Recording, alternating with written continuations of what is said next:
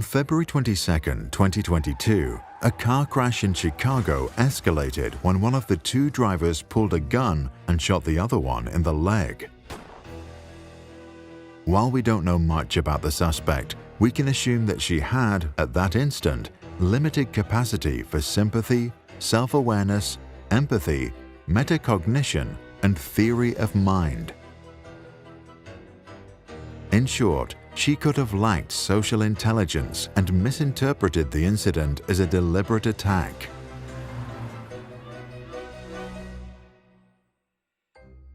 Social intelligence is the capacity to know oneself and to know others, sometimes referred to as tact, common sense, or street smarts. It's an innate human trait of neurotypical minds that gets refined through experience with people and learning from success and failure in social settings. 5 distinct cognitive skills are at its core. Sympathy is our tendency to feel with others. Parents naturally sympathize with their child, and babies experience stress when their mothers are sad.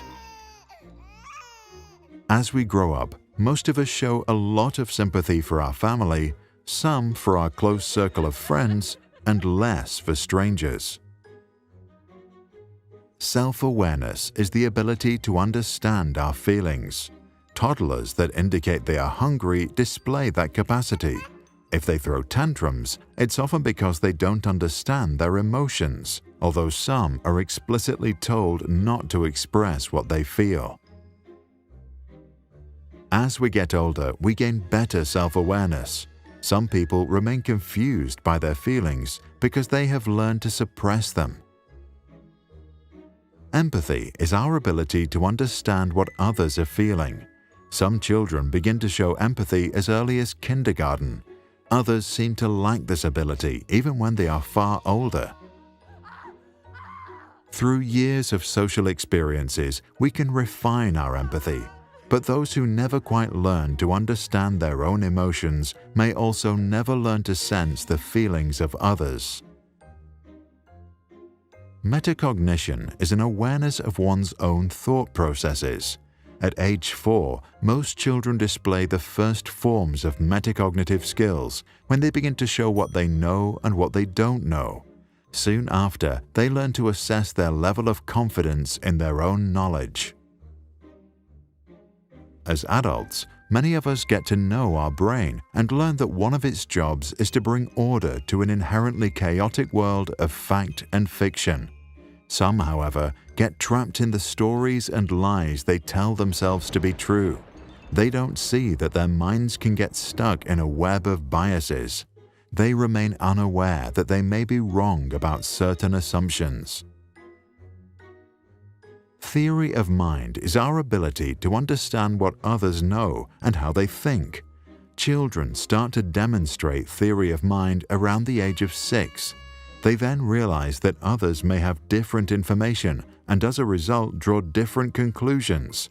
This often leads to more empathy. As adults, theory of mind allows us to understand another person's perspective and their pattern of thought, which makes it a powerful skill for influencing others. So, sympathy and self-awareness help us to understand our emotions, and metacognition our thoughts. They provide us with knowledge about ourselves. Empathy allows us to appreciate what others feel, and theory of mind what goes on in their heads. They allow us to understand others. Social intelligence is always formed within a particular culture, which means we might be clueless when put into a new social setting. So while all 5 aspects are universally present, they need to be refined for each particular society. Animals, by the way, show sympathy and empathy. Chimps even show a rudimentary ability for theory of mind. Humans, however, are the most socially intelligent of all species. What do you think?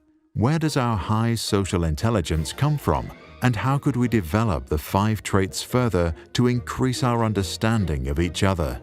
Share your thoughts in the comments below.